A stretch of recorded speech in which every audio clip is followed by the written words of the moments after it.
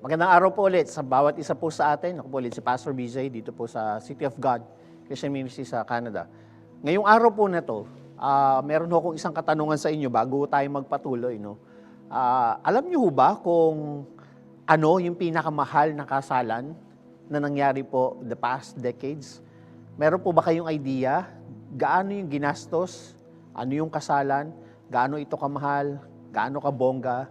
Marahil isipin nyo, tayong mga Pilipino, pinakamahal yung celebrity, pinakamahal yung politician, pinakamahal yung pong mga negosyante. But did you know na ang pinakamahal po na wedding nangyari po noong 2016? Ang pinakamahal po na wedding ay ang kasal po ng isang 20-year-old na estudyante. Paano nangyari yun? 20-year-old na estudyante. Ito pong 20-year-old na estudyante po na ito, na si Kadigida, ay napang-asawa po niya yung isang anak ng isang bilyonaryo. At yung kasalan po na ito ay napakabongga, napakagastos.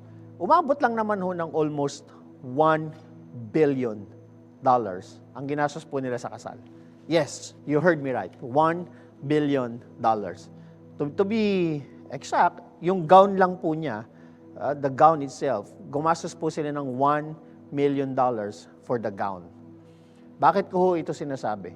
Dahil yung kasal po na ito, na pinakamahal, ay meron pong koneksyon doon sa pag-uusapan po natin sa araw po na ito. Dahil ang pag-uusapan po natin sa araw na to ay isang kwento na kung saan hinahalin tulad po yung muling pagbabalik ni Jesus, doon po sa yung second coming ni Christ, doon po sa bride and the groom and the wedding.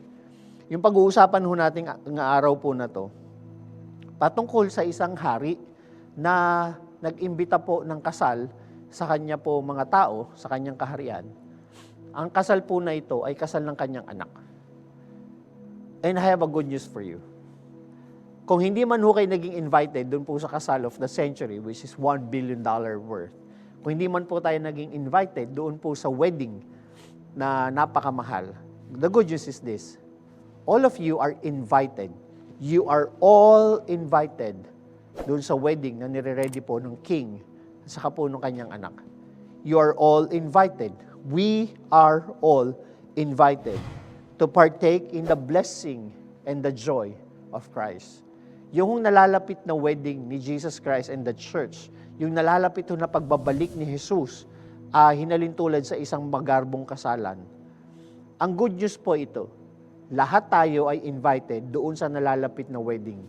Lahat tayo ay na-invited to partake of the blessing and the joy and the goodness of the King and for the marriage and the wedding of His Son and the church. Ang pag-uusapan ho natin ngayon ay isang parable o isang story na kung saan makikita ho natin na parang tayo din yung guest. Doon ho sa story, pwede ho nating makita na tayo ho yung mga guest na ini-invite ng Panginoon Diyos. Ngunit minsan bilang isang guest sa isang kasalan, meron ho tayong mga excuses bakit hindi tayo makapunta. Wala tayong damit, wala tayong pamasahe, wala tayong pangregalo, wala tayong pang-share, whatever. Marami ho tayong excuses. And the good news is this: the grand wedding of God that He is preparing for each and every one of us. Lahat ho tayo invited and the wedding is already prepared. Wala ho tayong dapat gawin, wala ho tayong dapat problemahin, doon ho sa pag-attend. Because everything is ready. Jesus tells us the King who prepared the great feast for His Son. Pag-uusapan ho natin ngayon ay patungkol po sa Matthew chapter 22 verses 1 to 14. A story of a king who is inviting each and every one of us to partake in His blessing and His joy and His goodness.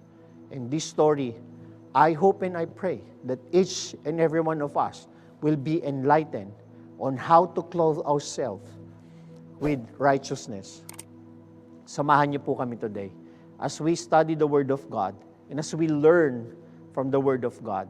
As we study the Word of God, I hope and I pray na tayo po ay makaka-relate dito po sa story.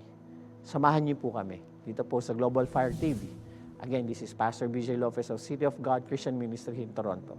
Salamat po. And God bless all of you. Have a good day.